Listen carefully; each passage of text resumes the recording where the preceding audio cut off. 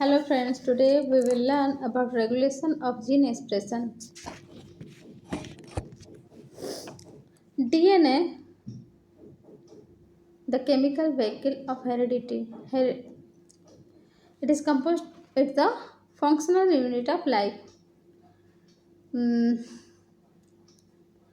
the term genome refers to total genetic information contained in a cell. The bacterium E. coli contains about 4,400 genes present on the single chromosome. The genome of humans is more complex with 23 pairs of chromosomes containing 6 billion base pairs of DNA with an estimated 30,000 to 40,000 genes. The living cells possess a remarkable property of adapt to changes in the environment by regulating the gene expression. For instance, insulin is synthesized by specialized cells of pancreas and not by cells of other gene expression.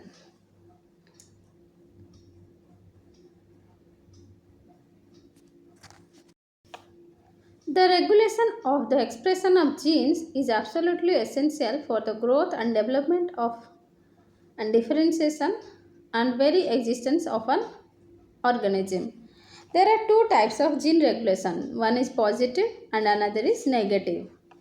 Let's know about positive regulation. What do we mean by positive regulation? Positive means the regulation is said to be positive when its expression is increased by a regulatory element, that is positive regulator. The second is negative regulation. A decrease in the gene expression due to the presence of a regulatory element is known as negative regulation. It may be noted here that double negative effect on gene regulation results in a positive phenomenon. Now let's know about constitutive and inducible genes. The genes are undergoes two categories. One is constitutive genes and another is inducible genes. What do you mean by constitutive genes? The products or the proteins of these genes are required all the time in a cell. Therefore, the constitutive genes are expressed at more or less constant rates in almost all the cells, and further they are not subjected to regulation. Example, the enzymes of citric acid cycle. Second is inducible genes. The concentration of the protein synthesized by inducible genes is regulated by various molecular signals. An inducer increases the expression of these genes while a repressor decreases. Example, tryptophan pyrrolase of liver is induced by tryptophan. Now let's know about one cistern, one subunit concept. The chemical product of a gene expression is a protein which may be an enzyme. It was originally believed that, that each gene codes for a specific enzyme, leading to the popular concept one gene, one enzyme. This, however, is not necessarily valid due to the fact that several enzymes are composed of two or more in non-identical subunits. The cistern is the smallest unit of genetic expression. It is the fragment of DNA coding for the subunit of a protein molecule. The original concept of one gene, one enzyme is replaced by one cistern, one subunit. Let's know about models of the study of gene expression.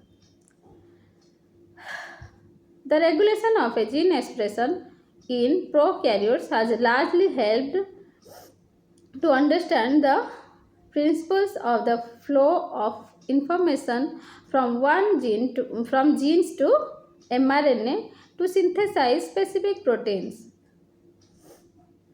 Now, first we should know about The operon concept. What do you mean by operon? Operon.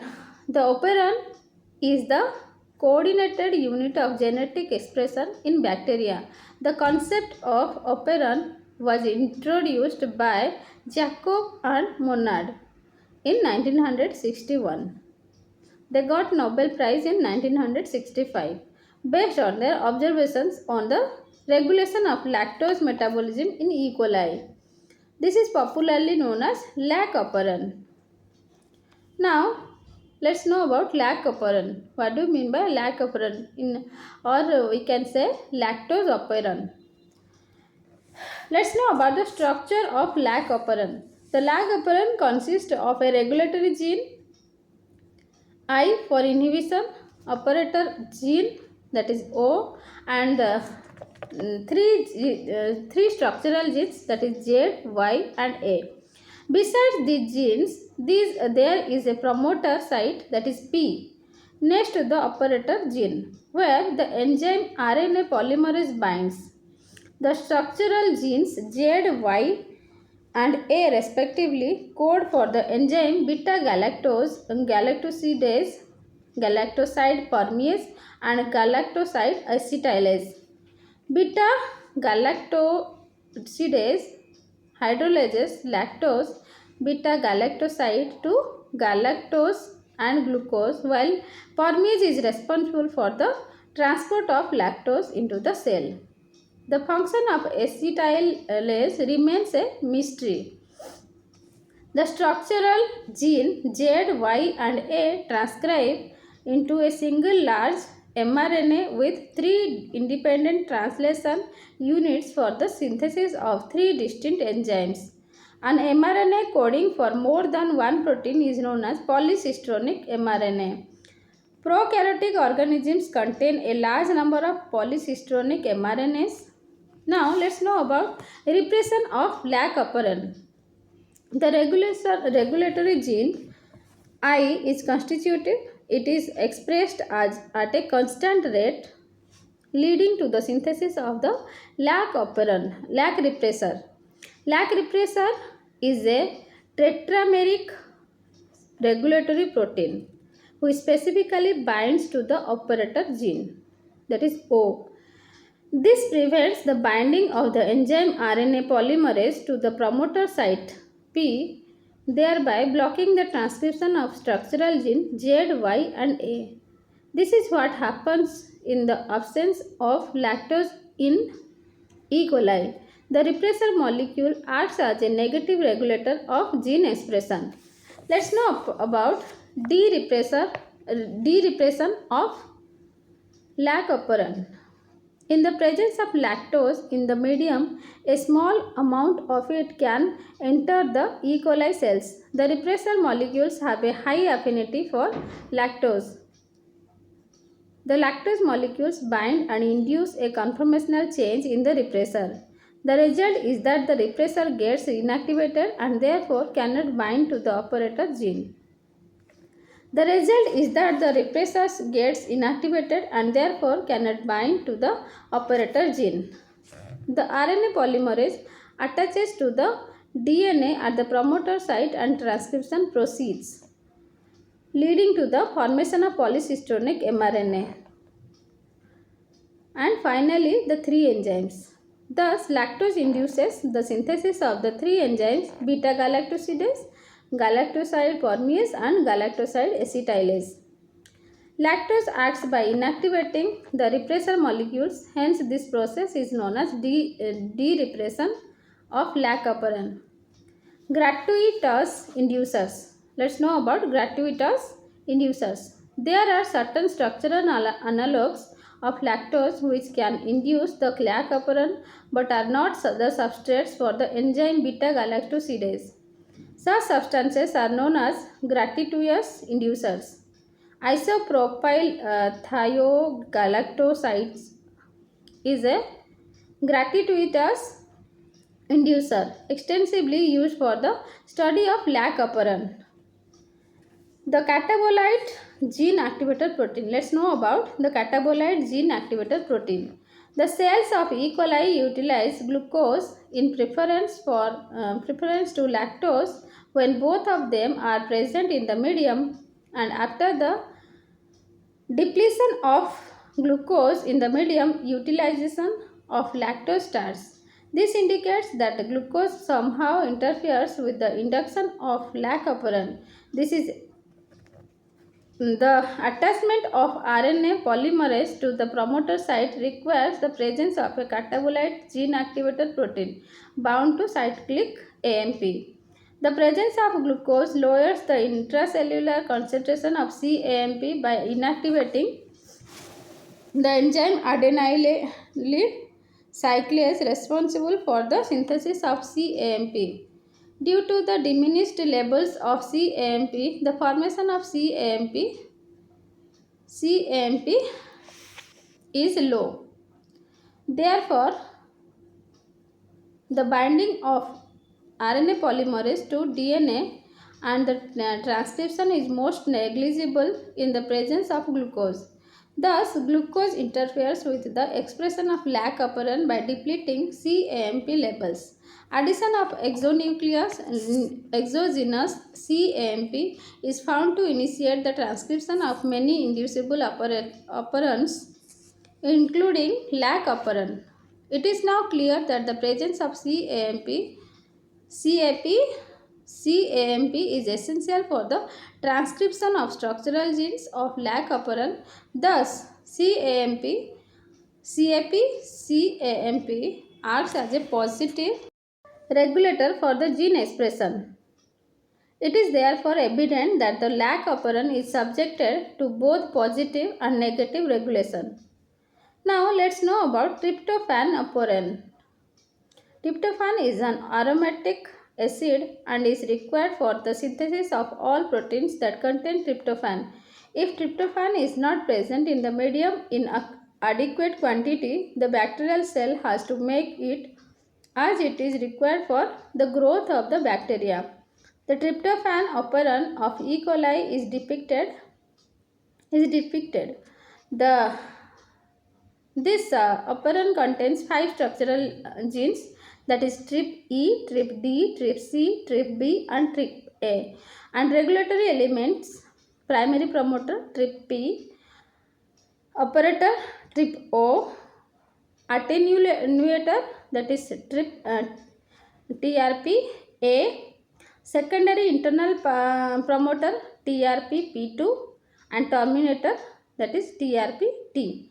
The 5 structural genes of tryptophan operon code for 3 enzymes required for the synthesis of tryptophan from chlorysmet.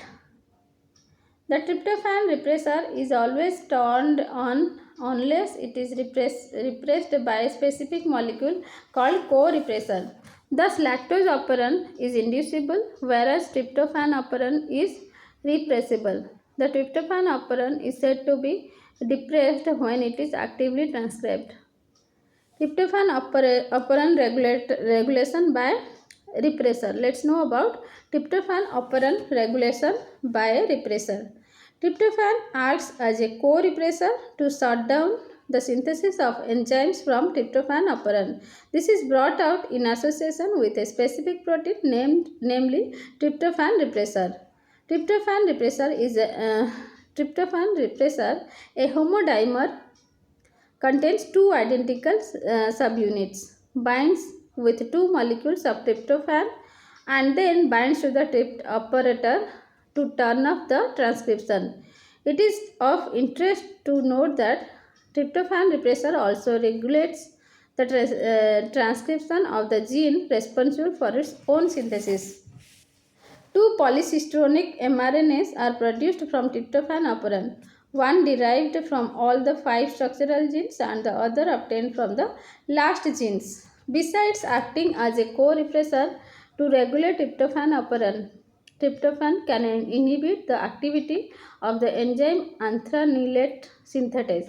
This is referred to as feedback inhibition and is brought out by binding of tryptophan at an allosteric site on anthranilate synthetase. Attenuator as the second control site for tryptophan operon. Let's know about attenuator as the second control site for tryptophan operon. Attenuator gene of tryptophan operon lies upstream of TRPE gene. Attenuation is the second level of regulation of tryptophan operon. The attenuator region provides RNA polymerase which regulates transcription. In the presence of tryptophan, transcription is prematurely terminated at the end of attenuator region. However, in the absence of tryptophan, the attenuator region has no effect on transcription. Therefore, the polycistronic mRNA of the 5 structural genes can be synthesized. Now, let's know about gene expression in eukaryotes. Each cell of the higher organism contains the entire genome. As in prokaryotes, gene expression in eukaryotes is regulated to provide the appropriate responsible to biological needs. This may occur in some ways. Let's know about the ways. First is expression of certain genes in most of the cells, activation of selected genes upon demand, permanent inactivation of several genes in all but a few types. In case of prokaryotic cells, most of the DNA is organized into genes which can be transcribed. In contrast, in mammals, very little of the total DNA is organized into genes and their associated regulatory sequences. The function of the bulk of the extra DNA is not known. Eukaryotic gene expression and its regulation are highly complex. Some of the important aspects let's explain. Now let's know about chromatin structure and gene expression. Chromatin structure and gene expression. The DNA in higher organisms is extensively folded and packed to form protein DNA complex called chromatin.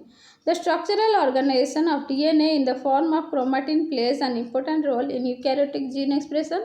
In fact, chromatin structure provides an additional level of control of gene expression. In general, the genes that are transcribed within a particular cell are less condensed and more open in structure. This is in contrast to genes that are not transcribed which form highly condensed chromatins. Let's know about histone acetylation and deacetylation. Eukaryotic DNA segments are wrapped around histone proteins to form nucleosome. Acetylation or deacetylation of histones is an important factor in determining the gene expression. In general, acetylation of histones leads to activation of gene expression, while deacetylation reverses the effect. Acetylation predominantly occurs on the lysine residues in the amino terminal ends of histones. This modification in histones reduces the positive charges of terminal ends and decreases their binding affinity to negatively charged DNA. Consequently, nucleosome structure is disrupted to allow transcription. Now, let's know about methylation of DNA and inactivation of genes. Cytosine in the sequence GC of DNA gets methylated to form 5' methyl cytosine. A major portion of CG sequences in human DNA exist in methylated form. In general, methylation leads to loss of transcriptional activity and thus inactivation of genes. This occurs due to binding of methyl cytosine binding proteins to methylated DNA. As a result, methylated DNA is not exposed and bound to transcription factors. It is interesting to note that methylation of DNA correlates with deacetylation of histones. This provides a double means for repression of genes. Now let's know about enhancers and tissue-specific gene expression. Enhancers are DNA elements that facilitate or enhance gene expression. The enhancers provide binding sites for specific proteins that regulate transcription. They facilitate binding of the transcription complex to promote promoter regions. Enhancers differ from promoters in two distinct ways. First is enhancers may located thousands of base pairs away from the start of transcription site. Second is they can work in either orientation, that is enhancers can work upstream or downstream. Upstream means 5 from 5 prime and downstream means 5 prime 3 prime from the promoter. Upstream 5 prime, downstream 3 prime from the promoter. Several eukaryotic genes containing enhancer elements are at various locations relative to their coding regions have been identified. Some of the enhancers possess the ability to promote transcription in a tissue specific manner. Now let's know about combination of DNA elements and proteins in gene expression. Gene expression in mammals is a complicated process with several environmental stimuli on a single gene. The ultimate response of the gene, which may be positive or negative, is brought out by the association of DNA elements and proteins.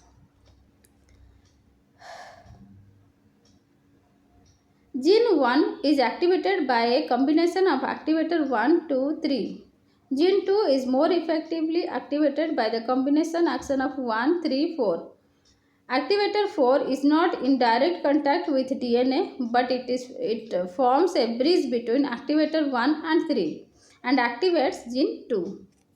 As regards gene 3, it gets inactivated by a combination of 1, 5 and 3. In this case, protein 5 interferes with the binding of protein 2 with the DNA and inactivates the gene. Now let's know about motifs in proteins and gene expression. A motif literally means a dominant element.